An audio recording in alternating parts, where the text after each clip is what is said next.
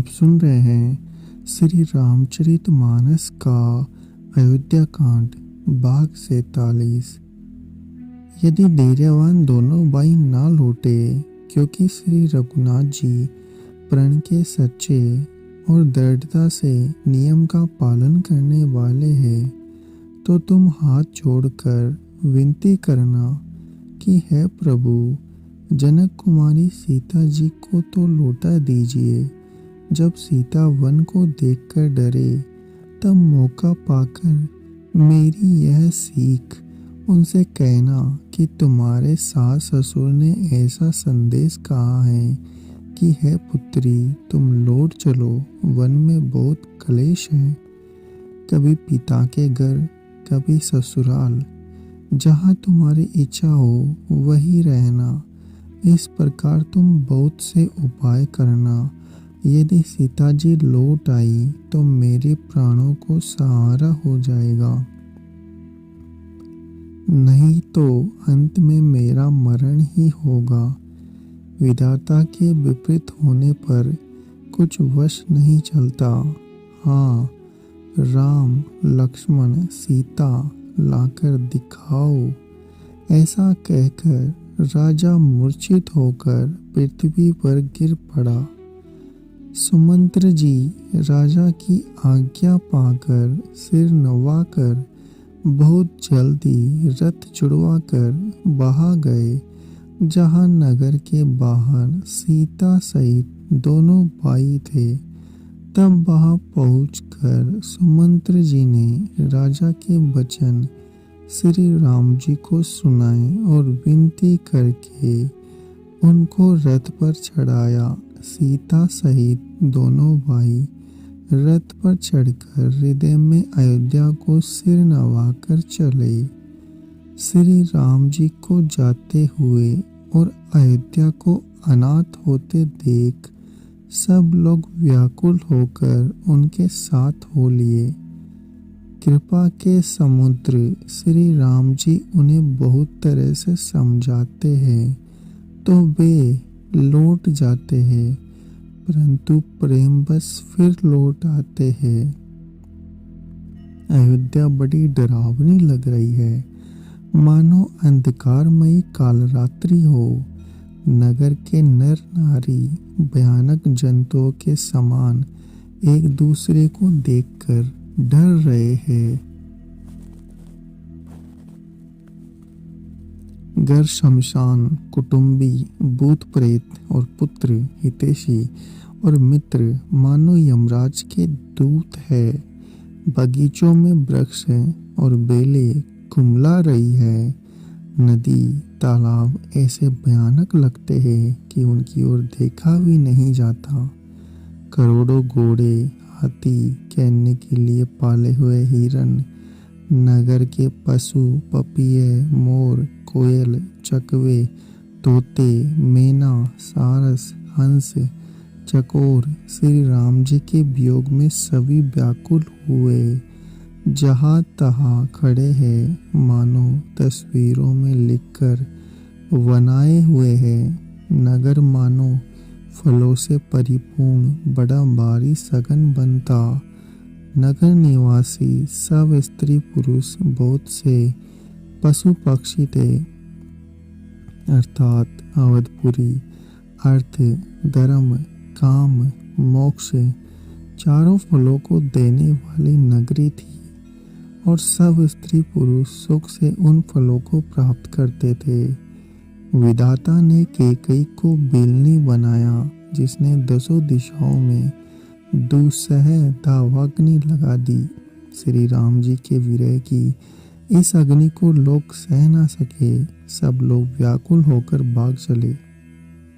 सबने मन में विचार कर लिया कि श्री राम जी, लक्ष्मण जी, सीता जी के बिना सुख नहीं है। जहाँ श्री राम जी रहेंगे वही सारा समाज रहेगा। श्री राम जी के बिना अयोध्या में हम लोगों का कुछ काम नहीं। ऐसा विचार दृढ़ करके देवताओं को भी दुर्लभ सुखों से पूर्ण घरों को छोड़कर सब श्री राम जी के साथ चल पड़े। जिनको श्री राम जी के चरण कमल प्यारे हैं, उन्हें क्या कभी विषय भोग बस में कर सकता है। बच्चों, बूढ़ों को घरों में छोड़कर सब लोग साथ हो लिए। पहले दिन श्री रघुनाथ जी ने तमसा नदी के तीर पर निवास किया।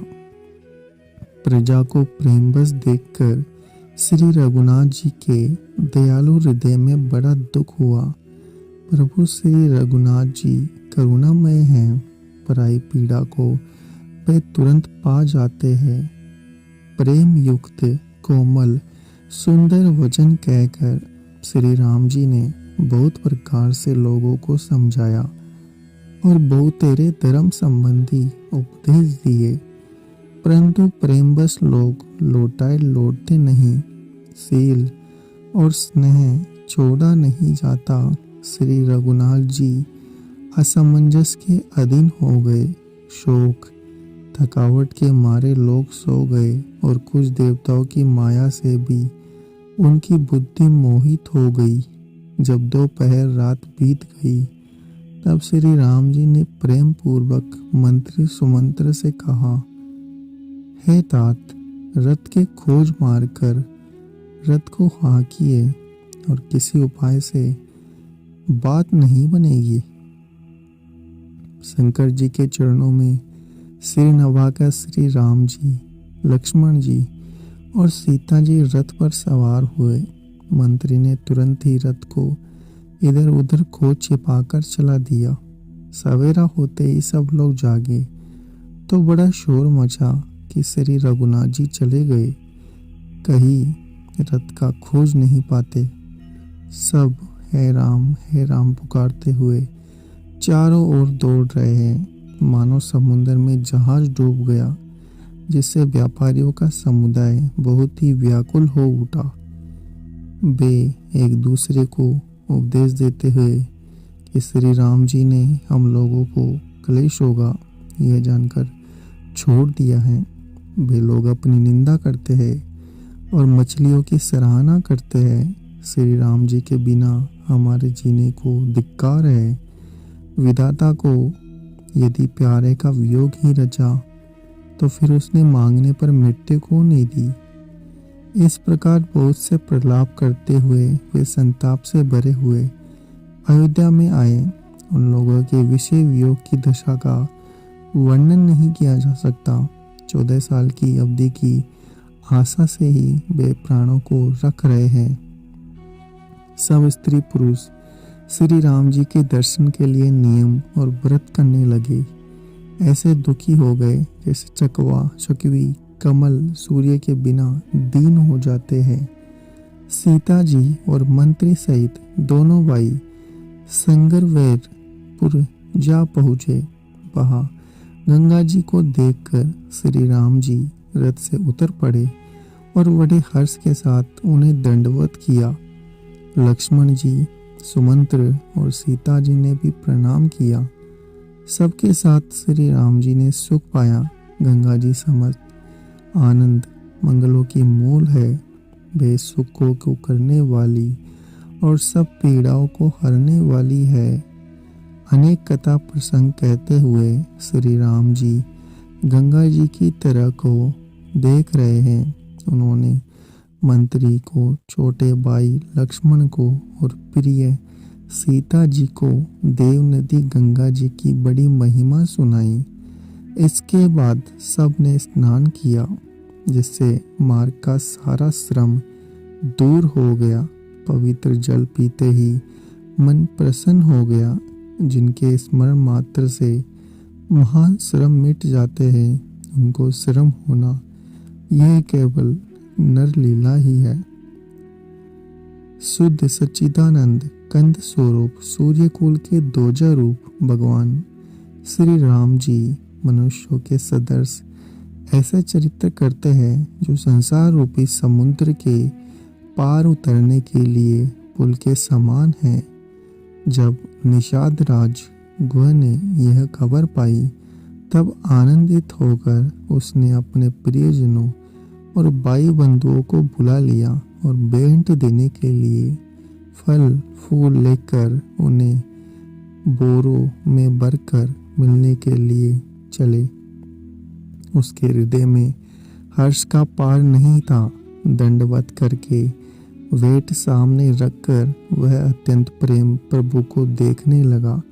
श्री रघुनाथ जी ने स्वाभाविक स्नेह के वश होकर उसे अपने पास बिठाकर कुशल पूछी। निषाद राज ने उत्तर दिया, हे नाथ, आपके चरण कमल के दर्शन से ही कुशल है। आपके चरणाविंदों के दर्शन आज मैं भाग्यवान पुरुषों की गिनती में आ गया। हे देव, यह पृथ्वी, धन और घर सब आपका ही है। मैं तो परिवार सहित आपको नीचे सेवक हूँ। आप कृपा करके पुर में पधारिए और इस दास की प्रतिष्ठा बढ़ाइए, जिससे सब लोग मेरे भाग्य की बड़ाई करें। श्री राम जी ने कहा, हे सुजान सखा, तुमने जो कुछ कहा सब सत्य है, परंतु पिताजी ने मुझको और आज्ञा दी है। उनके अनुसार मुझे 14 वर्ष तक मुनियों का व्रत और वेश धारण कर योनियों और मुनियों के योग्य आहार करते हुए वनों में ही बसना है। गांवों के भीतर निवास करना उचित नहीं। यह सुनकर गुह को बड़ा दुख हुआ। श्री राम जी, लक्ष्मण जी और सीता जी के रूप को देखकर गांव के स्त्री पुरुष प्रेम के साथ चर्चा करते हैं। कोई कहता है, हे सखी, कहो तो वे माता पिता कैसे हैं जिन्होंने ऐसे बालकों को वन में भेज दिया है। कोई एक कहते हैं, राजा ने अच्छा ही किया, इसी बहाने हमें भी ब्रह्मांड नेत्रों का लाभ दिया। तब निषाद राज ने हृदय में अनुमान किया तो अशोक के पेड़ को मनोहर समझा। उसने श्री रघुनाथ जी को ले जाकर वह स्थान दिखाया। श्री राम जी ने कहा कि यह सब प्रकार से अच्छा है, सुंदर है। पूर्ववासी लोग वंदना करके अपने अपने घर लौटे और श्री राम जी संध्या करने पधारे। गुह ने कुश और कोमल पत्तों की कोमल और सुंदर सातरी सजाकर बिछा दी और पवित्र मीठे कोमल देखकर दोनों में भर भर कर फल, मूल, पानी रख दिया। सीता जी, सुमंत्र जी, भाई लक्ष्मण सहित कंद मूल फल खाकर रघुकुल मणि श्री राम जी लेट गए। भाई लक्ष्मण जी उनके पैर दबाने लगे। अगर आपको हमारा यह प्रयास अच्छा लग रहा है तो चैनल को सब्सक्राइब करें, वीडियो को लाइक और शेयर करना ना भूलें। आप सुन रहे हैं श्री रामचरितमानस का अयोध्या कांड भाग 47। यदि धैर्यवान दोनों भाई ना लौटे, क्योंकि श्री रघुनाथ जी प्रण के सच्चे और दृढ़ता से नियम का पालन करने वाले हैं, तो तुम हाथ जोड़कर